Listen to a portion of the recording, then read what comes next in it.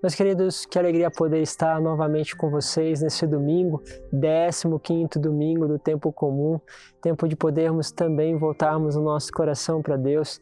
Quero agradecer a você que tem nos acompanhado, que tem muitas vezes também divulgado também essa palavra a outras pessoas. Obrigado, porque cada vez mais a gente está crescendo e isso sem dúvida se deve também ao apoio, ao coração de cada um de vocês. Obrigado pelas contribuições, também pelos retornos, pelo carinho que muitos têm manifestado. Meu muito obrigado a cada um. Vamos nos colocar então na presença deste Deus que é Pai, Filho e Espírito Santo. Amém. Hoje nós queremos falar um pouquinho do Evangelho de Mateus, lá no capítulo 13, do versículo 1 ao 9, mas eu quero só pegar o início para a gente podermos trabalhar esse Evangelho.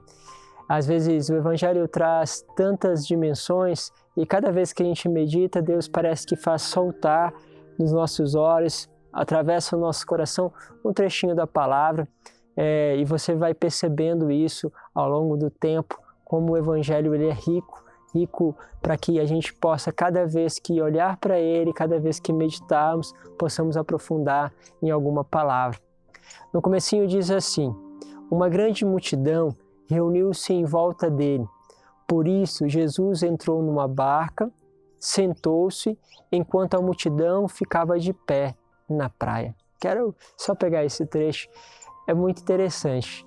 Havia uma multidão, Jesus então percebe essa multidão e ele vai para o barco. Ele vai ao barco, senta-se nesse barco e dali fala a multidão.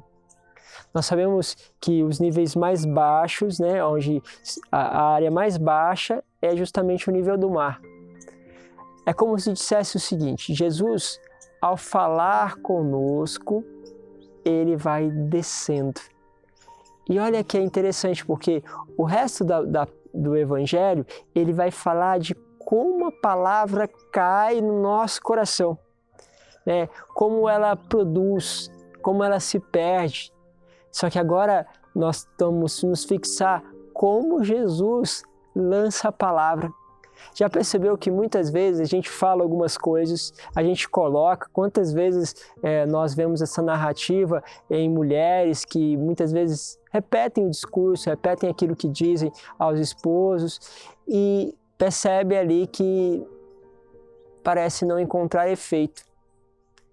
É um grande desafio, seja no nosso trabalho, aonde nós estivermos, dirigir a palavra a alguém e esta palavra cair no coração de uma pessoa.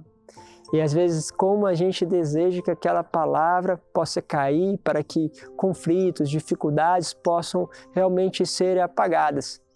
Jesus, então, o que ele percebe?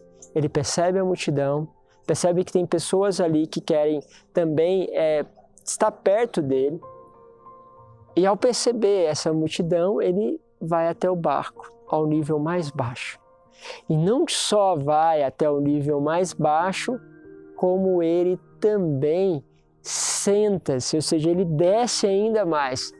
Primeira regra, vamos dizer assim, para você que quer deixar que a sua palavra possa entrar de forma eficaz, deseja que essa palavra entre de forma mais eficaz, a gente precisa descer. O outro deve sentir que ele é mais importante do que eu. O outro deve perceber no nosso jeito, nas nossas palavras, que nós nos colocamos de modo inferior a ele. Já viu quando as pessoas elas falam com você como se estivesse exigindo? Ou quando elas falam com você porque elas têm mais capacidade e elas querem deixar isso muito claro para você, que elas estão vendo algo que você ainda não viu? Quando essa pessoa vai fazendo isso, a tendência nossa é que muitas vezes nós começamos a nos defender, começamos a achar mecanismos dentro de nós para que a gente não sinta a dor de se sentir pequeno. É como que dentro de nós houvesse sempre aquele sentimento de poder, no mínimo, ser igual aos outros. E aí, quando alguém parece impor algo para nós, quando alguém se mostra grande diante de nós, ou nós nos encolhemos no medo, nós ou enfrentamos, ou muitas vezes somos indiferentes. Só que quando alguém fala de baixo, quando alguém fala com simplicidade, quando alguém fala olhando nos teus olhos, essa palavra começa a ter uma força. Mas ainda havia um outro detalhe, porque Jesus pregava durante o dia, e durante o dia o vento sopra do mar em direção à praia. Significa que a sua voz, ao falar, ela então era como que ampliada pela força do vento, que soprava do mar para a praia. Esse detalhe que nos fala do vento, nos lembra o vento que a palavra sempre vai dizer, o Ruá, o Espírito Santo. Ou seja, nós descemos e ali a gente tem algo importante. Quando nós descemos, quando nós somos simples, quando nós nos colocamos a serviço do outro, como quando vamos falar alguma coisa e não como aquele que impõe, então nós recebemos uma força do próprio Espírito que sopra e que faz então que a palavra ela ganhe força, ela possa ampliar a sua eficácia. Jesus então deixa que a sua palavra seja empurrada pelo Espírito. Quantas vezes nós esquecemos disso? Até nós, muitas vezes, que vamos pregar, que estamos na frente de uma igreja ou que estamos na frente de um trabalho, quantas vezes aqui foi muito importante, porque aqui era a condição de que os outros não vissem ou ouvissem a sua palavra como ineficiente, como sem importância, mas há um sopro, e essa é uma sabedoria do Espírito. Por um outro lado, quando você se coloca dentro de um barco, você sente a instabilidade, porque o barco, ele se move, o barco ele é mais suscetível às mudanças, então você fica numa situação muitas vezes instável. E para você alcançar essa simplicidade, esta humildade, para você acreditar, porque muitas vezes nós acreditamos mais nas nossas capacidades humanas do que no Espírito.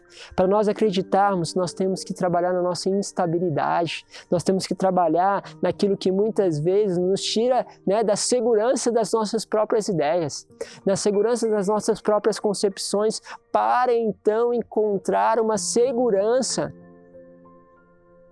em Deus, que é o verdadeiro barco que nos leva para águas mais profundas. Encontrar na palavra da igreja, que é o barco que nos conduz. É interessante. E ela vai deixar-se, então, que a sua palavra seja soprada.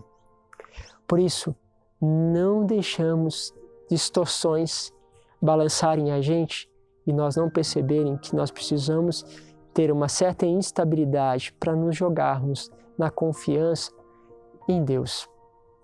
Olha só que interessante. A palavra em Isaías 55 diz assim, no versículo 11, que a palavra que vem de Deus não volta a Ele sem ter cumprido os seus desígnios. Imagine se toda palavra que nós falarmos fosse uma palavra que nós recorremos a Deus, descemos em direção ao outro e deixamos que Deus empurre. A consequência disso é que esta palavra vem com a força de Deus e ela não retorna a Deus sem ter cumprido aquilo a qual ela foi designada. Lembro de uma passagem até um pouco triste de um jovem que estava no tráfico no Rio de Janeiro e ele tinha sido responsável pela vigilância de alguns chefes lá do tráfico. E a mãe dele, por muitas vezes, viu ele se envolvido nisso. Ele tinha sido preso, voltou, e ao voltar, estava fazendo a segurança, e a mãe dele viu ele lá armado, com metralhadora, com fuzil. E aquela mãe, ela não disse uma palavra. Ele fala que a mãe chegou, olhou para ele, e ele olhou para a mãe dele, que não disse nenhuma palavra. Mas parecia que ela havia dado um grito, ele fala assim para ele, porque ele podia sentir o sentimento da mãe, o sentimento de não poder fazer nada pelo filho. Aquele sentimento de incapacidade. Você entende que aquela mãe podia gritar, podia espernear, mas de repente naquele momento a voz se cessou e começou a se espalhar dentro do coração dele. Aquela mãe tinha pedido a sua força e entregue a Deus. Foi isso mesmo que ela depois testemunhou. E então a palavra de Deus, junto com a voz não dita da mãe, alcançou aquele jovem que justamente mais tarde deixa o tráfico para seguir o caminho de Deus. Uma das expressões mais bonitas que eu vi foi quando João Paulo, já nos momentos finais da vida, sai para agradecer aquela multidão que estava na praça, justamente rezando por ele, e ele vai tentando pronunciar uma palavra e aquela palavra não sai. João Paulo foi um dos homens que mais escreveu, que mais falou na história da igreja, quantos documentos, quantas palavras extraordinárias. E de repente, quando ele não fala, a sua voz começa a ecoar para muitos lugares, porque a vida começa a falar. Por isso eu quero deixar esta pergunta para você. Como a palavra de Deus tem entrado no teu coração? Como essa mesma dinâmica inverte na tua vida? Como eu tenho falado aos outros? Lembre-se que o outro escolherá como a palavra cairá no coração dele, mas você pode escolher como a palavra vai cair, vai sair do teu coração. Por isso, entramos nessa dinâmica do coração de Jesus. Aprendemos com ele, que é manso, que é humilde de coração. Um grande abraço, que Deus abençoe. Em nome do Pai, do Filho e do Espírito Santo. Amém.